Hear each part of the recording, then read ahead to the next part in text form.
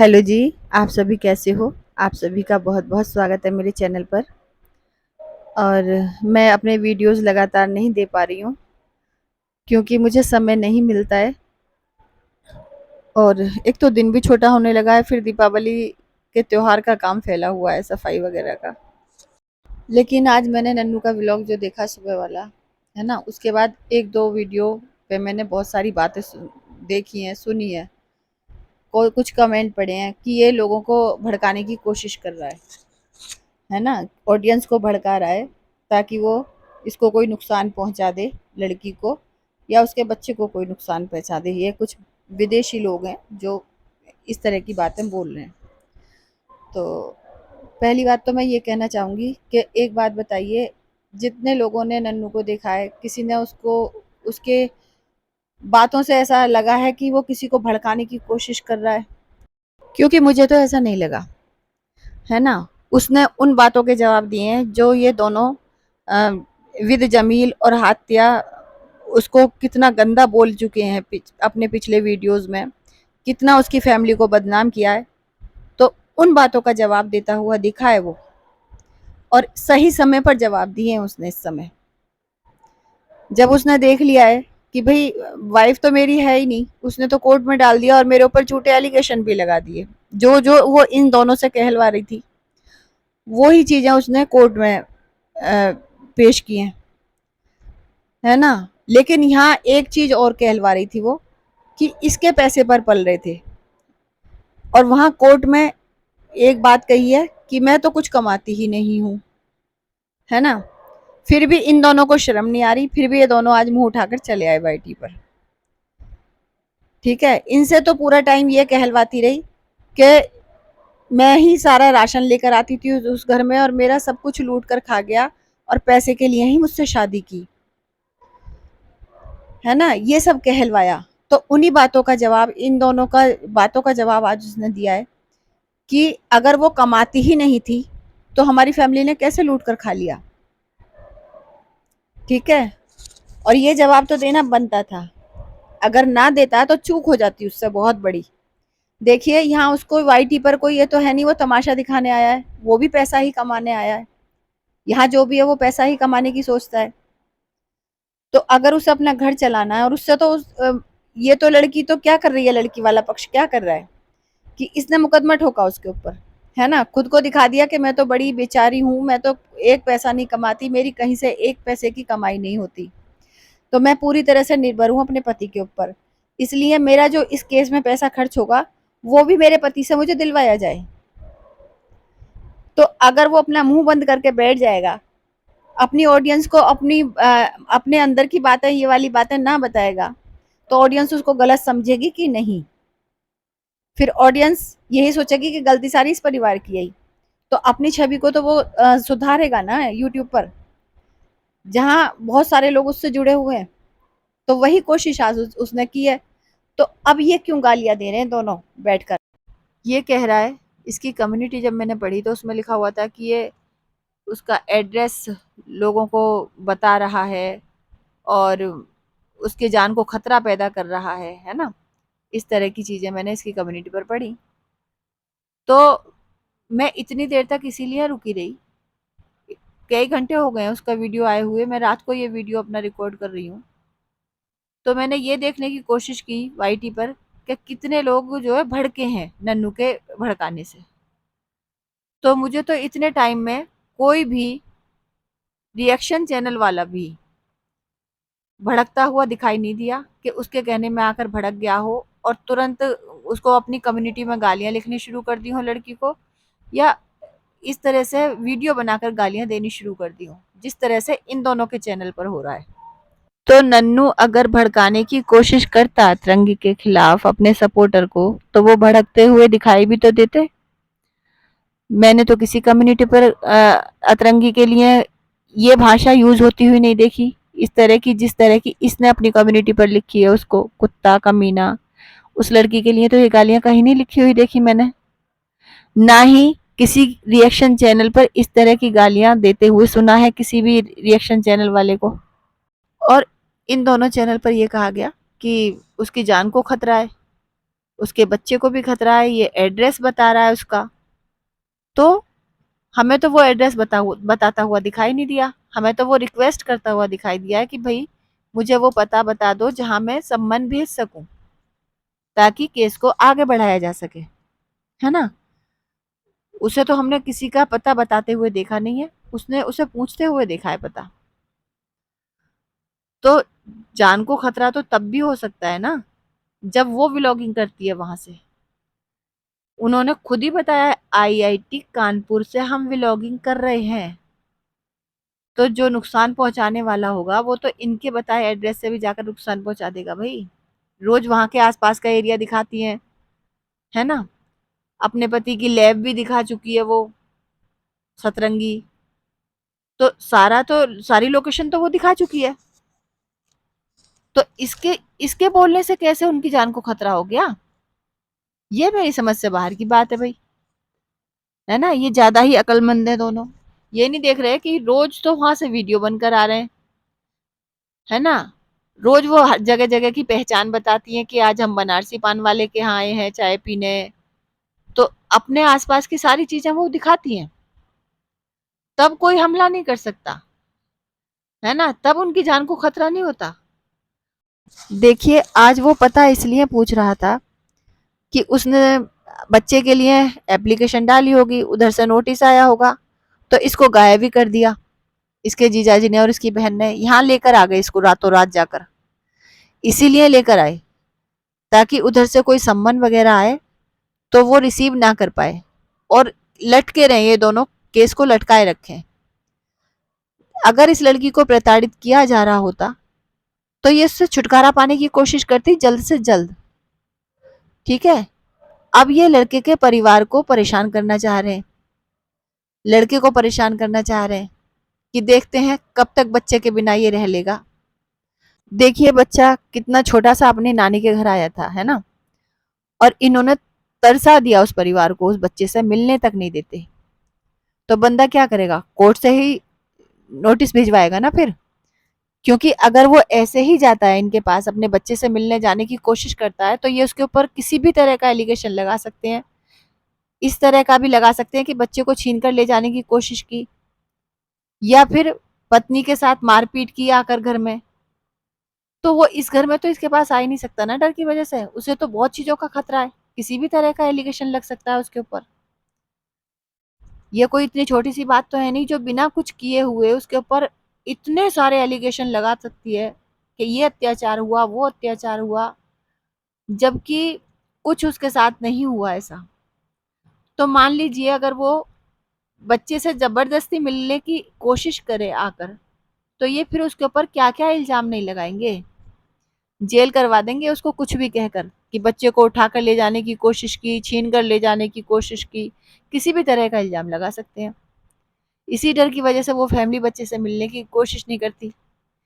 तो यहाँ यूट्यूब पर ही उसको बहुत बुरा भला कहा जाता है कि भाई अपने कैसा बाप है, अपने बच्चे की परवरिश की नहीं पड़ी है इसको, अपने बच्चे को देखने तक नहीं जाता, मिलने का मन नहीं करता अपने बच्चे से। अरे वो बाप जिंदा रहेगा, सही सलामत रहेगा, तभी तो वो बच्चे से मिल पाएगा ना। तो अगर इस तरह से कोशिश करेगा तो ये तो उसको कुछ भी करवा सकते हैं, उसके साथ मारपीट कर सकते हैं, या खुद उसके ऊपर एलिगेशन लगा सकते हैं कि उसने हमारे साथ मारपीट की या बच्चे को छीन कर ले जाने की कोशिश की। तो इसीलिए उसने ये पता पूछा कि भाई ताकि मैं सम्मन भेज सकूं कि आप किस पते पर रह रहे हो। कितने ढंग से तो वो बात कर रहा था, है ना। लेकिन इन लोगों को इसी तरह के एलिगेशन लगाने हैं, इन्हें रिश्ता सुधारना ही नहीं है। वो अब भी यही कह रहा है, केस दायर होने के बाद भी यही कह रहा है, भाई अपने घर को संभालो, आकर अपने घर में रहो, अपनी जिम्मेदारियां उठाओ और अपने अधिकार भी लो, है ना। मेरे बच्चे का ही घर है ये, मैं उसे हक देने वाला कौन होता हूँ? वो तो इस घर में पैदा हुआ है, तो अपना हक लेकर ही पैदा हुआ है। वो तो यूं नहीं कह रहा ना कि मैं दान में दूंगा उसे हक, मांगने से दूंगा उसे हक। उसने तो सीधा सीधा कहा है कि भाई ये उसी का घर है, आके रहे। लेकिन ये उससे हक के लिए तो लड़ ही नहीं रही है। ये वो अगर अपनी माँ से अलग हो जाता माँ को छोड़ देता बुढ़ापे में, तो ये खुशी खुशी अपनी बहन की तरह अलग रह लेती, फिर उसी आदमी में कोई कमी ना होती। ठीक है, वो अपनी माँ के खिलाफ खड़ा हो जाता इसके कहने में आकर, तो वही आदमी बहुत अच्छा हो जाता। उसने अपनी माँ को नहीं छोड़ा, बुढ़ापे में बेसहारा नहीं किया अपनी माँ को, उसकी अपनी माँ का सहारा बनना चाह रहा है वो, और अपनी बीवी को भी रखना चाह रहा है, तो वो बीवी रहने को तैयार नहीं है उसके साथ। ठीक है, उसे चाहिए अपनी बहन जैसा घर, जहाँ सास हो ना, परिवार हो, कोई ना ससुर हो, अकेली रहे, वो ऐसा चाहती है। और इसी बात को मनवाने के लिए वो उसके बच्चे को छीन कर ले गई है ना। अब वो बच्चे से मिलना चाह रहा है, तो ऐसे तो मिल नहीं सकता वो, कि भाई इसके घर जाकर मिलने की कोशिश करे, तो बहुत सारे खतरे हैं। तो वो कोर्ट के थ्रू अगर नोटिस भिजवाता है, तो इसकी पत्नी को वहां से गायब कर दिया गया, ताकि वो कोई नोटिस ले ही ना सके, और वो ऐसे ही अपने बच्चे के लिए तड़पता रहे। ये केस को खींचते चले जाए, आगे तक खींचते चले जाए, और बात आगे बढ़े ही नहीं। हम जो लोग ये समझ रहे थे, जो हमारे सामने ये बताया गया कि वहां परेशान थी, उसको बहुत सारे खतरे थे, तो उसको यही खतरा था कि वहां नोटिस आ सकता है कोर्ट से, और अगर वहां होगी तो लेना ही पड़ेगा। इस तरह से सम्मान को वो नहीं कर सकती है, लेने से मना नहीं कर सकती। ठीक है, तो वैसे तो बहुत टाइम तक ऐसे भी नहीं कर सकती, कहीं भी जाकर रह ले, कोई विदेश में तो रह नहीं रही। उसके बच्चे को अगर वहां से छीन कर आई है, तो बाप का भी पूरा हक है अपने बच्चे पर, तो इसको मिलवाना ही पड़ेगा उसके पिता से, उसके परिवार से, उस बच्चे को। बहुत टाइम तक सब्र किया है उसने, बहुत टाइम तक सब्र किया है, 10 महीने बता रहा है वो, 10 महीने कम समय नहीं होता। अपने छोटे बच्चे को 10 महीने तक बिना देखे एक पिता रह रहा है, उसको बाहों में नहीं लिया उसने 10 महीने से अपने बच्चे को। इसको कोई छोटी बात समझ सकता है? कोर्ट तो जरूर समझेगा उसकी भावनाओं को। हाँ, लड़कियों की ज्यादा सुनी जाती है, ये बात मैं मानती हूँ कि लड़कियों की ज्यादा सुनी बात जाती है, और लड़कियां इस बात का फायदा भी उठाती हैं। लेकिन ऐसा नहीं है कि उनके अंदर दिल नहीं है। जो वहां जज बैठे हैं या वकील बैठे हैं, वो भी इंसानी भावनाओं को समझते हैं। उन्हें भी पता है कि एक पिता भी तड़प रहा होगा अपने बच्चे को बाहों में लेने के लिए, तो उसका हक दिलवाया जाएगा वहां से, चाहे ये किसी भी कोने में लेकर चली जाए उसके बच्चे को। अगर बच्चा उसका है तो उसी का रहेगा। बच्चे से इसको अटैचमेंट कोई नहीं है कि ये माँ है इसलिए बच्चे से ज्यादा प्यार है। और अब तो बच्चा दूध भी नहीं पीता, झूठ बोल दिया ये कि फीडिंग कराती है, इस समय इतने टाइम तक बच्चे दूध नहीं पीते हैं। तो सिर्फ बच्चे को इसलिए ये लेकर भागी है वहां से, ताकि वो परेशान हो बच्चे की वजह से, है ना, बच्चे से मिलने के लिए तड़पता रहे, क्योंकि उसने कोर्ट से नोटिस भिजवाया होगा बच्चे के लिए।